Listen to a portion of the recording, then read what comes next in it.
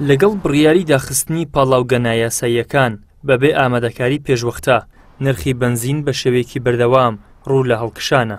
لە نێو سنتەری شاری هەولێر نرخی هەر لترێک بنزین لە نێوانی 840 دینار بۆ سەر و 925 دینار بەرز بۆتەوە. شۆفێرانیش نیگەران و ناڕازین. دەمەک بنزینە، دەمەک ئاوە، دەمە کارەبایە، یعنی قەیران هەربێ هەلومە هەبێ، ئەگە هەرچی نەبێ قەیرانی غازی، ئەگە نا کارەبایە، ئەگە نا ئاوە، ئەگە نا بنزینە، یعنی ساڵێ مانگەی کەم بنزین باشە، ئەگە هەر قەیرانە لۆمە بەخوا جار هەبوو ناش و ڕۆژێک لە سڕێ بنزینی بوومە.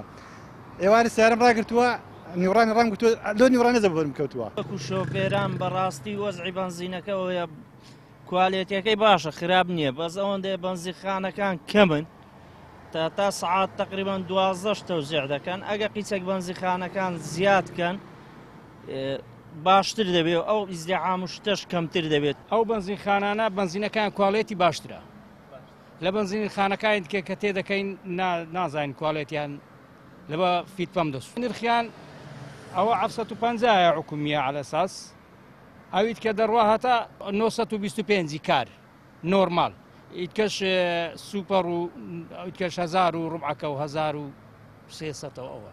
ئەوەی لە کوردستان دەگوزارێت لەبارەی بنزینەوە لە هیچ ناوچەیەکی دیکەی سەرزەوی بەدی ناکرێت. لەو بارەیەوە مامۆسایەکی زانکۆ ئەزموونی دۆخی بنزینی چەندین وڵاتمان بۆ باز دەکات کە تیایدا ژیاوە.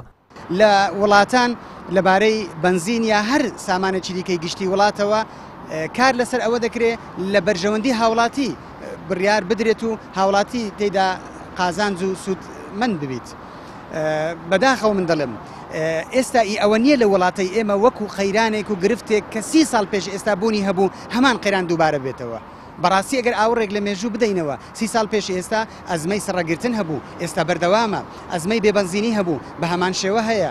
کوالێتی بنزین ئەسڵەن زۆر خراپترە لە سەردەمانی پێشوو لە هەموو وڵاتی دنیا شتیوانیە.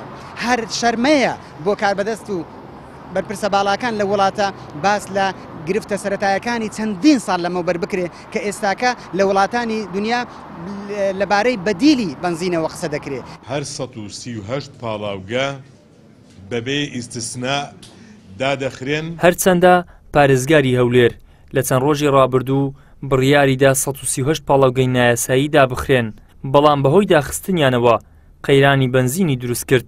هەرزوو بڕیارەکە ڕاگیرا، ئەمەش لە کاتێکدایە کارەساتی ژینگەیی لە هەولێر بەردەوامە.